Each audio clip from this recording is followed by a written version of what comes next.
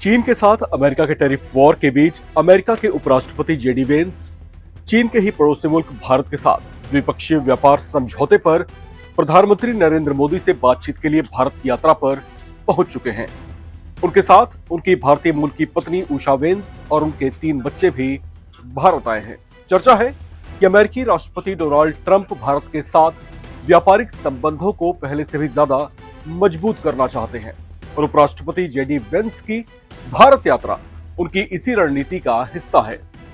कहा जा रहा है कि चीन पर 245% भारी भरकम टैरिफ लादने और उसके बाद भारत से व्यापारिक संबंध बढ़ाने के ट्रंप की पहल से चीनी राष्ट्रपति शी जिनपिंग और उनके प्रशासन की छाती पर सांप लौट गया है। नमस्कार, मैं हूं राम विश्वकर्मा, आप देख रहे हैं राम की रिपोर्ट। जिया जले जान जले, तड़प तड़प के इस दिल से आह निकलती रही, मैं तेरा दुश्मन, दुश्मन तू मेरा, भारत कैसे बन गया सपेरा। जी नहीं, मैं कोई अंताक्षरी नहीं शुरू कर रहा और ना ही राम की रिपोर्ट में मैं आपको कोई संगीत सुनाने जा रहा हूं। दरअसल ये हाले बयां शायद चीन का है, वो चीन जो दुनिया में बहुत तेजी से अपना व्यापार बढ़ा रहा था और ना सिर्फ बढ़ा रहा था बल्कि अपने ट्रेड रूट्स के विस्तार की आड़ में दुनिया के कई देशों को कर्ज दे देकर उन्हें एक तरह का आर्थिक गुलाम भी बना रहा था। उस पर यह आरोप भी लगे थे कि फॉरेन एक्सचेंज रिजर्व्स या विदेशी मुद्रा भंडार में अमेरिकी डॉलर्स बढ़ाने की चाह में वो लगातार अमेरिकी मार्केट में अपना डिमांड बढ़ाने की स्ट्रेटजी पर भी काम कर रहा था, जबकि दूसरी ओर ताइवान समेत कई और मुद्दों पर अमेरिका से दुश्मनी भी मोल ले रहा था। लिहाजा यूएस प्रेसिडेंट ट्रंप ने यूएस सेंट्रिक पॉलिसीज पर काम करते हुए चीन के साथ ऐसा ट्रेड वॉर छेड़ा कि उसकी आहें निकल गई। अब चीन की ही नाक तले उसी के पड़ोसी देश भारत के साथ अमेरिका ने व्यापारिक संबंधों को एक नई परिभाषा देनी शुरू की है। अमेरिकी उपराष्ट्रपति जेडी वेंस की भारत यात्रा इन्हीं प्रयासों की शुरुआत कहा जा रहा है। उनकी इस यात्रा को व्हाइट हाउस ने shared economic and geopolitical priorities कहकर डिफाइन किया है, यानी वेंस की भारत यात्रा साझा आर्थिक और भू राजनीतिक प्राथमिकताओं पर केंद्रित बताई गई है। इस तरह से ईस्टर्न और साउथ एशिया में अमेरिका की व्यापारिक रणनीति के साफ साफ संकेत मिले हैं। आपको समझना चाहिए कि अमेरिकी उपराष्ट्रपति जेडी वेंस की भारत यात्रा तब हुई है जब चीन के राष्ट्रपति शी जिनपिंग ने बस साउथ ईस्ट एशियन कंट्रीज का दौरा खत्म ही किया है। अमेरिका के साथ बढ़ते व्यापारिक तनाव के बीच शी जिनपिंग ने ट्रेड के नए स्कोप की तलाश में मलेशिया, कंबोडिया और वियतनाम जैसे देशों की यात्राएं की हैं और इस रीजन में एक स्थिर और विश्वसनीय व्यापारिक भागीदारी स्थापित करने की कोशिश भी की है। हालांकि इन तीनों ही देशों के अमेरिका के साथ भी बेहतर व्यापारिक संबंध रहे हैं। ऐसे में जिनपिंग की ये कोशिशें कितनी सफल होंगी, ये भी एक बड़ा सवाल है। खैर, इन दोनों ही घटनाक्रमों से कम इतना जरूर साफ हो गया है कि साउथ एशिया और साउथ ईस्ट एशिया अमेरिका और चीन जैसे इकोनॉमिक मैमथ्स के लिए कितना ज्यादा इंपॉर्टेंस रखते हैं। दुनिया भर के बुद्धिजीवियों का मानना है कि अमेरिकी उपराष्ट्रपति वेंस की यात्रा की टाइमिंग भारत के लिए इसलिए भी विशेष है क्योंकि भारत और अमेरिका दोनों ही इंडो पैसिफिक रीजन क्षेत्र में चीन के बढ़ते प्रभाव को टक्कर देना चाहते हैं। भारत 4 देशों के सदस्य समूह क्वाड का भी हिस्सा है, जिसमें भारत के अलावा अमेरिका, ऑस्ट्रेलिया और जापान भी शामिल हैं। पिछले कुछ महीनों से इस क्वाड की एक्टिविटीज को मॉनिटर करने वाले एक्सपर्ट्स का भी ये कहना है कि ये मिलकर चीन को नियंत्रित करने के लिए आगे बढ़ रहे हैं। वर्ल्ड मार्केट में बैलेंस बनाए रखने के लिए भी ये कोशिशें तेज की जा रही हैं। ऐसे में डिमांड एंड सप्लाई के लिहाज से दुनिया में सबसे ज्यादा डेंस पॉपुलेशन वाला देश भारत इनके लिए इंपॉर्टेंट बना हुआ है। भारत के साथ व्यापारिक संबंधों की बेहतरी के लिए कदम आगे बढ़ाने और अमेरिका के उपराष्ट्रपति वेंस की भारत यात्रा से पहले अमेरिकी इंटेलिजेंस चीफ तुलसी गबार्ड भी भारत के दौरे पर आई थी।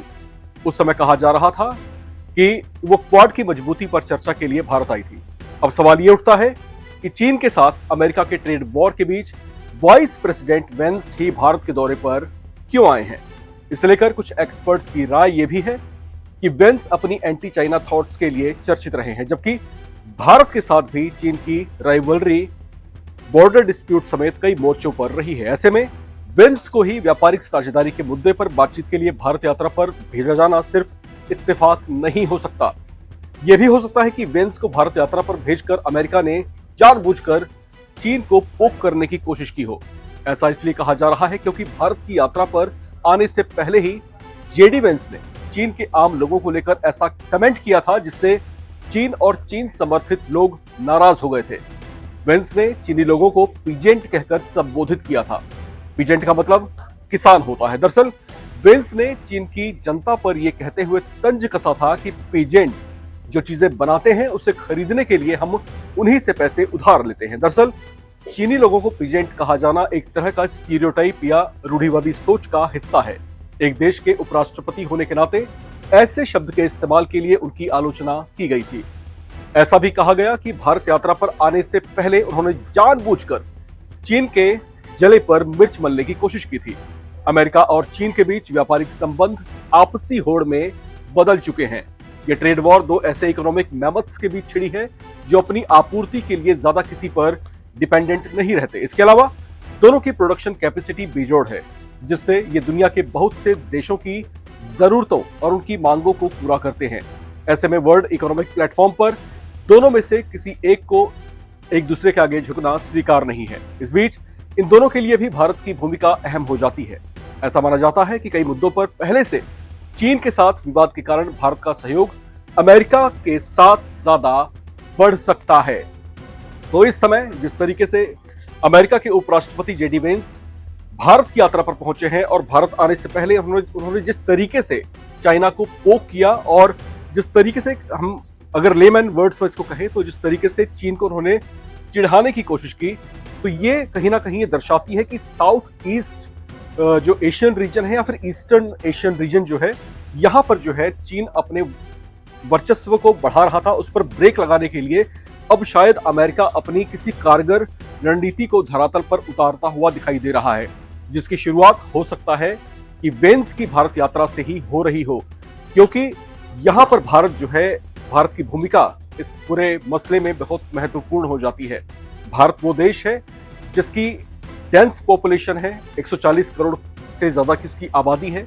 ऐसे में इसकी भूख ज्यादा बड़ी है, इसकी डिमांड ज्यादा बड़ी है। अमेरिका जैसे देश अपनी सप्लाई को बढ़ावा देने के लिए भारत की ओर जो है उम्मीद भरी निगाहों से देख सकते हैं। या ऐसा भी हो सकता है कि जो टैरिफ हिंदुस्तान के ऊपर बढ़ाया गया, शायद भारत को पोक करके नेगोशिएशन के लिए जो है उसको जो है छेड़ा गया कि प्रधानमंत्री मोदी की तरफ से पहल हो कि नेगोशिएट किया जाए और फिर उस नेगोशिएशन के जो है आड़ में अमेरिका जो है अपनी बातों को उनके समक्ष रख पाए। खैर, अब जिस तरह का गतिरोध इस समय चीन और अमेरिका के बीच छिड़ा है, ये भारत के लिए एक जो है अवसर हो सकता है। अब इस अवसर को हिंदुस्तान किस तरीके से भुनाता है, वो भी लगातार चर्चाओं में बना हुआ है। आज की इस रिपोर्ट में फिलहाल इतना ही। बाकी तमाम अपडेट्स के लिए आप बने रहें और देखते रहें एनबीटी ऑनलाइन।